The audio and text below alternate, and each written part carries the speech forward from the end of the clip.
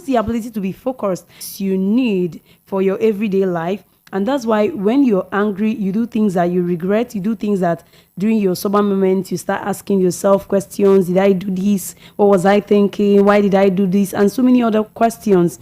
And you've heard people talk about mental and emotional health. You see people say, I can't stand the sight of blood. I can't stand the sight of violence. I can't stand molestation. I can't stand sexual abuse. I can't stand domestic violence and or whatnot. This is because it will affect their mental health. And well, when you talk about emotional health, it is also the ability to cope with and manage emotions. It is the ability to have positive relationship as well. And mental health is the ability to think clearly and make good decisions.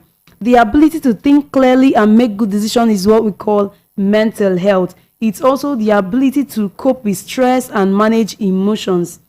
And while it's true that emotional health and mental health are two different things, they are not just the same. They are still intertwined. You see people telling you, take care of your emotional and mental health. People intertwine them. People tend to say them as if they are the same, but they are two different things. Without mental health treatment, people's emotion can run wild, and focusing purely on emotional health causes mental disorientation that makes it hard to function normally. So today we'll be focusing on mental health. Mental health is an important aspect of health. Though people tend to ignore it, though we tend to ignore it, we don't focus more on mental health. We tend to focus more on physical health rather than mental health. But one thing I want to tell you is that mental health is as important as physical health. Mental health influences your thoughts, it influences your actions, and it covers three aspects. And these aspects are psychological aspect, social aspect, and emotional aspect. The status of your mental health can affect many different areas of your life, from your ability to manage stress to how well you maintain relationships with others and so many other things. And there are a wide range of symptoms associated with mental health problems. It includes severe changes in mood. It includes a feeling of lack of energy. It includes overeating, undereating. So when you see yourself overeating or undereating, you're not eating as you used to. You see yourself eating, a little thing gets you hungry. You tend to feel hungry all the time and you eat a lot. Or you don't eat as you used to. If you're someone who eats a lot, you see yourself eating little, then there's a problem. And it could be from your mental health. And another one is insomnia, excessive sleeping, and increased use of drugs and alcohol. If you're someone who doesn't use alcohol, who doesn't taste alcohol, you see yourself, taking alcohol just to relax, just to make you relax, just to make you forget whatever thing that is causing your mental health issues. But while emotional health is having both an awareness of your emotions and the ability to manage and express those feelings in an age-appropriate manner, I think I've said that before. And mental health is different from emotional health. And I want to tell you that if you're having a problem with either your emotional health or your mental health, there are no instant fixes, for making your emotional health or making you feel better mentally or emotionally. There are no quick fix to all of these things. You have to do the right thing. However, there are many steps you can take to improve your mental health and your emotional health. Like this morning, I said we'll be concentrating on mental health. Okay, so we won't talk more on emotional health, but rather we'll talk more on mental health. Now, for instance, you need to try to identify the positive in situations and work on developing your strength instead of focusing on any perceived weakness. We all have our strength and weakness, but you see some people focusing more on their weaknesses instead of their strength. That's a very bad one. You do not have to do that. And while mental and emotional health are similar in some respect, there are some aspects that emotional health and mental health tends to be similar because people intertwine them and a whole lot of others. It is important to remember that these terms are ultimately very different. Now, let's talk about mental health or mental well-being. A lot of times when someone says, take care of your mental health, concentrate on your mental health. For your mental health, don't read this, don't view this, don't see this. Some people tend to misunderstand it to be that person referring to them as being mad or having mental illness, like they are crazy or some kind of thing. No, the person telling you to look out for your mental well-being is actually looking out for you. The person is trying to help you. Okay, a lot of things can cause one to have mental health problems. Let us look at these various things that can cause one to have mental health problems. Mental health problems can have a wide range of causes. It's likely that for many people, there is a complicated combination of factors. For some others, it is not that way. Although different people may be more deeply affected by certain things than others. For example, the loss of a loved one might make someone to grieve so well. In fact, for weeks, the person is not out of the grief. The person is still grieving. But for some others, it could be just 1 week, 3 days, 5 days, they can snap out of it just like that. So the way a particular thing affects this person is different from the way it affects the other person. Now, if you have experienced certain difficult situations while growing up, such as childhood neglect, you were neglected while you were a child, childhood abuse, it could be molestation in any form, it could be violence in any form, or trauma, it will affect your mental health. Social isolation or loneliness can also affect your mental health. If you have experienced discrimination and stigma, it will also affect your mental health. Then if you're disadvantaged in some way, let's say poverty, or you're in debt, a debt that you cannot finish paying, it also leaves your mental health in a very bad state. Then if you lost someone you love so much, it can also affect your mental health. Severe or long-term stress, if you're stressing yourself and you're doing this for a very long period of time, it can also affect your mental health. Then having a long-term physical health condition will affect your mental health. For example, you see people when they go do, check on their HIV status, they say they are HIV positive. You see them, they'll start dying slowly, even before the illness gets a grip on them. They start dying. It has already started affecting their mental health. All right. Or when the doctor tells you that you have cancer, you see yourself going down, before the illness gets a grip on you. So that's how mental health is being affected. That's how physical health condition can affect your mental health. Then another thing that can affect your mental health is unemployment, or you losing your job. The job that pays our bills, we take it seriously. We don't want to lose it. And all of a sudden, that job that pays you so well, you then lose your job. It can leave your mental health in a very bad state. Okay, you see yourself not wanting to eat, not wanting to take care of yourself. You start misbehaving. So that's problem taking a firm grip on you. Then if you have been someone who is a caregiver to a sick person, being a long-term caregiver to a sick person can also cause mental problems for you. That's why the job of caregiving shouldn't be left for one person. If a parent is sick, if you have an aged parents, you can actually take turns in doing the job of a caregiver. It is not something you should leave for one person to take care of, because it can leave the person's mental health state in a very bad condition. Now, the use of drug and alcohol can actually affect your mental health. We all see that one every day, even within our environment. You see young ones who have taken to drugs and alcohol. Before you know it, they will start roaming the streets mentally ill. All right. So this is another causes of mental health problem, the use of drug and alcohol misuse. Then domestic violence, bullying, and other abuse as an adult can also leave your mental health in a very bad state. So if you're experiencing maybe domestic violence, your partner is abusing you, and all of that, it can leave your mental health in a very bad state. Then another question I would like to ask is this: do mental health problems run in family? Does it run in family? You might want to know. Well, research suggests that some mental health problems may run in families. For example, if you have a parent with schizophrenia, you are more likely to develop schizophrenia yourself. So if your parents have schizophrenia, or any of your parents at all, just look out for schizophrenia in yourself. So that way, we can actually say that it runs in family.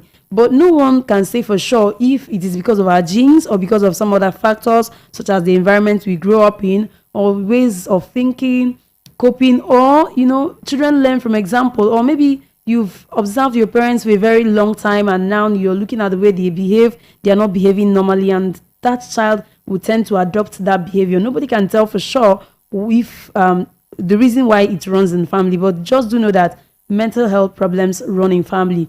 Although the development of some health problems may be influenced by our genes, researchers have not actually said.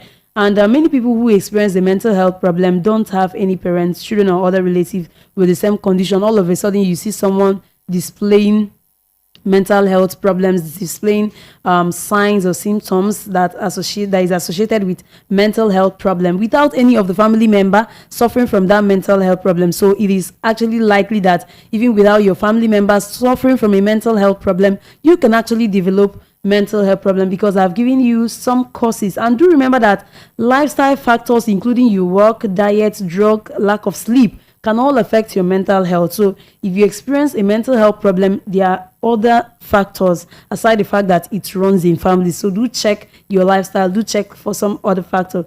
Then let us look at the brain chemistry, a factor of brain chemistry in mental health problem. The human brain is extremely complicated, we all know that, and some research suggests that mental health problems may be linked to a variation in certain brain chemicals, such as the serotonin and dopamine chemicals in the brain. But no one really understands how or why these things happen. But the brain chemistry is the cause of mental health problems, But even though there is no strong evidence to say that any mental health problems are caused by chemical imbalance in our brains, but you might find some people still use brain chemistry to explain the mental health problem or the chemical imbalance in our brain. Now, reasons for this might include that some psychiatric medications that psychiatric doctors recommend for you work by acting on chemicals in the brain. There's a lot of evidence to show that medications can be effective in treating some symptoms of mental health problems. Not all symptoms, but some of them. Although some drugs don't work the same way for everyone. All right. Doctors might prescribe this for this person and then change drugs for the other person, depending on the symptoms or signs that your mental health problems have shown. Okay. But do know that mental health problems can make you feel very personal and be hard to understand. So the idea that there could be a distinct physical cause for difficult thoughts, feelings, and behaviors might make it feel easier to talk openly about your experiences and ask for help. You see someone, when the person realizes that probably I'm having certain kind of symptoms and it can be associated with mental health issues, the person wouldn't likely be willing to open up. The person wouldn't want to talk about that problem. The person would rather conceal it, rather carry it on himself or herself instead of talking about it. Now, if you want to help yourself, the first thing to do is to determine which mental illness you have. Sometimes it is difficult to find out which mental illness may be causing our symptoms, because at times they have like symptoms. All those mental health problems have like symptoms. But taking the time and effort to get an accurate diagnosis from a psychiatric doctor will determine the appropriate treatment that the doctor will give you. The more information you have, the more you will be prepared to work with your mental health professional in understanding your symptoms and how to help yourself. Now, let's look at the classes of mental illness that we have. Okay, maybe when you go for diagnosis, doctors will tell you have neurodevelopmental disorder, you have schizophrenia spectrum, or other psychotic or disorders, and some other. So when you talk about neurodevelopmental disorders, it is a wide range of problems that usually begin in infancy or childhood. It doesn't start in adulthood. It starts from infancy and it shows symptoms before the child begins grade school. Some of this thing is autism.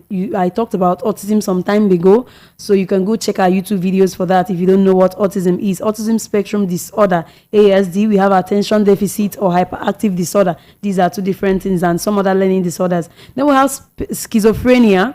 You hear that a lot from psychiatric doctors saying schizophrenia and bipolar and all of that. These are mental health problems. Psychotic disorders can cause detachment from reality, such as delusions, hallucinations, disorganized thinking, and speech. And this is a symptom of schizophrenia. All right, the schizophrenia present these symptoms very well. Hallucination, you start seeing things that normally you will not see. You start seeing your parents that died a long time ago. You feel disorganized. Your speech and thinking ability is affected, and you're delusional. Then let's look at bipolar. This class of mental illness includes disorders with alternating episodes of mania. You have periods of excessive activity, you have excessive energy, you have excessive excitement, and you also feel depressed. That depression comes in. So when you have this period of excessive activity and energy and excitement, just know that it is bipolar. Then we have anxiety disorder, we have depressive disorder, we have obsessive compulsive disorder, we have trauma, we have stressor related disorder, We have dissociative disorder. We have somatic symptom and related disorder. We have feeding and eating disorders, elimination disorder, sleep-wake disorder, sexual dysfunction. Well, if you do know that that one is also a problem, it can also cause your problem. Sexual dysfunction, premature ejaculation, female orgasmic disorder. These things can also affect your mental health and just lead to mental health problems. Then we have gender dysphoria. This refers to the distress that accompanies a person's stated desire to be another gender. You see, in fact, we see it a whole lot of times on social media. You see someone who is a male trying to change himself to a female. We know a popular person that does that a lot. I wouldn't want to mention the person's name. You are a male, but you're struggling so hard, wanting to change your gender. You know, you wear a female clothes, you wear makeup, you just act like you're a female. Well, know that that person has a mental problem. It is a mental disorder. It is not normal, because someone in his normal state, so to say, that is normal, will not do that. Then we have substance-related and addictive disorders. We have neurocognitive disorder. We have personality disorder. We have paraphilic disorder, and so many other mental disorders. But a quick diagnosis to a psychiatric doctor will just help you determine which mental health problem that you have.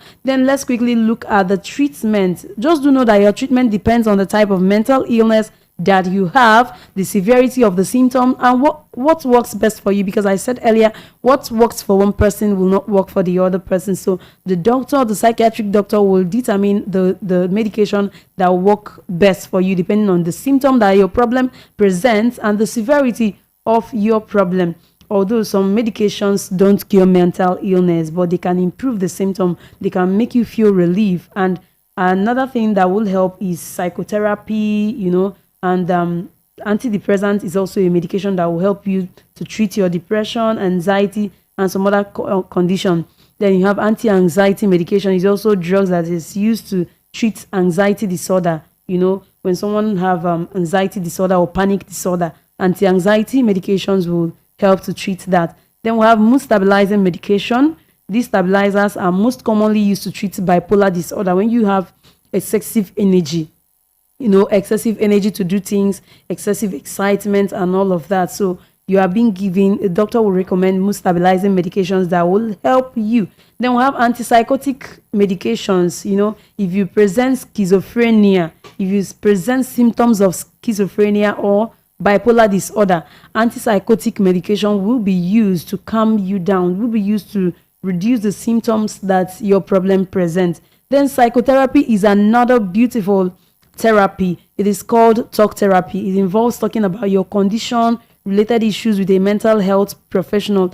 At times it is not a one-on-one thing, at times it is a group thing, at times it is an individual thing. So depending on which one works best for you or for the patient. So during psychotherapy, you learn about your condition, you learn about your mood, you learn about your feelings, your thoughts and behavior. So this knowledge will help you know how to cope and manage yourself and manage your mental health problems. Then there are some other brain stimulation treatment. You have substance misuse treatment. If your problem is as a result of abuse of alcohol and drugs, just do know that if you can't stop using drugs or alcohol on your own, then there's a problem. You need to, the doctor will recommend a drug that will help you so you can stop the use of the misuse of alcohol and drugs. And if you continue to use it while your treatment is ongoing, it will interfere with the treatment and worsen the mental health problem, worsen the mental illness. But if you actually struggle or strive to reduce what you're doing, to reduce the misuse of drugs and alcohol, it will definitely help you. All right, our time is running very, very fast, and definitely I cannot continue because our time is running very fast. So I do hope to come some other time so we can finish up this conversation so that I tell you what to do and how to go about it. But do know that you need to stick to your treatment plan. If you're having mental health problems, stick to your treatment plan. Always talk to your physician or your doctor whenever you need to. Always talk to your doctor. And that's how we'll come to the end of this conversation this morning. Just know that my name is B Blast Chidi, and I'll continue to be your host on Health Talk as far as this program is concerned. Don't forget to follow me on all my socials on Facebook and Instagram at @BBlastChidi. All right, that's how we'll come to the end. But don't forget that we do have all the wonderful programs that will be coming your way this Saturday. We're not done with all the programs we have on Voice of the People 90.3 FM. Up next is Business Roundtable with Peter Nosike. Do stay tuned. We'll be right back. See ya and have a lovely Saturday. The Evening Rush with Precious. Let me bring you a reminder of hot topical conversations of the day. Even state universities. As what you're saying, you've not funded those on ground. Critical analysis of hot and trending topics. Enough for a responsible government to take appropriate action. Politics. If every president, every governor, every minister